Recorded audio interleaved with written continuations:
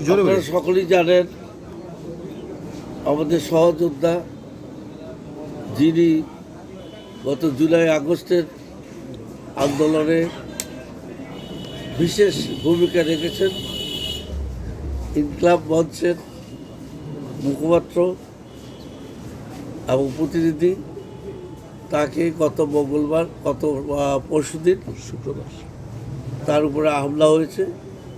উনি রিকশায় ছিলেন, মোটরসাইকেলে এসে তার মাথায় গুলি করা হয়েছে এবং গুলিটার উদ্দেশ্য এবং পরবর্তীকালে দেখা গেছে তাকে মারার জন্যই, হত্যার জন্যই এই গুলিটা করা হয়েছে। উনি এখন মুমূর্ষু অবস্থায় এভার কেয়ার হসপিটালে ভর্তি আছেন এবং অবস্থা খুবই সঙ্গীন। ডাক্তাররা বলছেন ওনাকে প্রথমে মেডিকেল কলেজে ভর্তি করা হয়েছে, পরবর্তীকালে গুরুতর অবস্থার জন্য এভার কেয়ারে আনা হয়েছে এবং তার যে গুলি করা হয়েছে, গুলিটা তাকে মাথা লক্ষ্য করে গুলি করা হয়েছে এবং মাথার এক পাশ দিয়ে ঢুকে আরেক পাশ দিয়ে বেরিয়ে এসেছে। এই জন্য তার মাথার ভিতরে সাংঘাতিকভাবে হয়েছে, আহত হয়েছে এবং এই জন্য তার জীবন সংকট অবস্থার মধ্যে এখন আছে।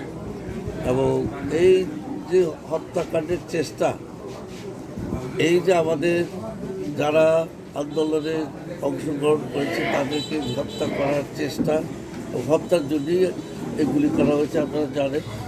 এবং সেই জন্য আমরা সমস্ত দেশ আজকে উদ্বিগ্ন। এই ধরনের যদি কর্মকাণ্ড চলে তাহলে দেশের অবস্থাটা কী হবে?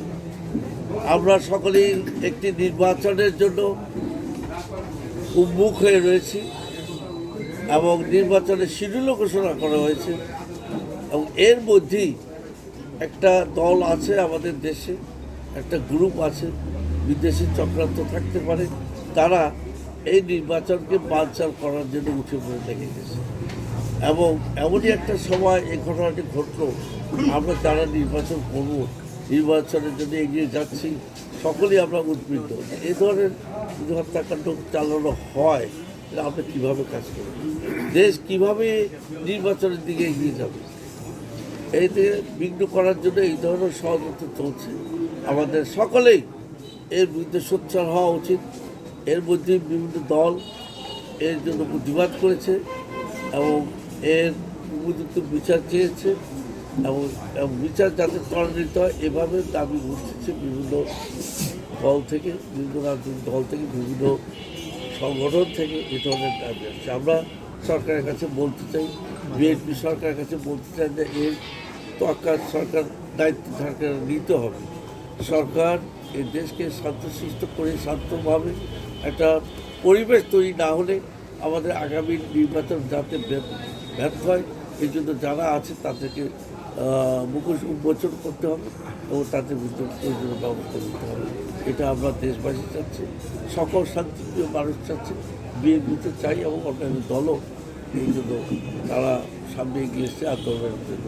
আমরা চাই একটা সুস্থ বিবেচনা, সুস্থ বিচার এবং সুস্থ তদন্ত করে এর প্রকৃত যে ঘটনাটা কেন হইল, কোথা থেকে হলো, কে করেছে, তাদেরকে অনতি বিলম্বে গ্রেপ্তার করে এবং বিচার সব করে বিচারের ব্যবস্থা করা হোক। এটা আমাদের দাবি, খুলনাবাসী দাবি যে এই ধরনের চেষ্টা, হত্যার চেষ্টা যারা করে তাদেরকে অবলম্বন ধরতে হবে। এটাই হলো আমাদের মূল কথা, মূল কথা।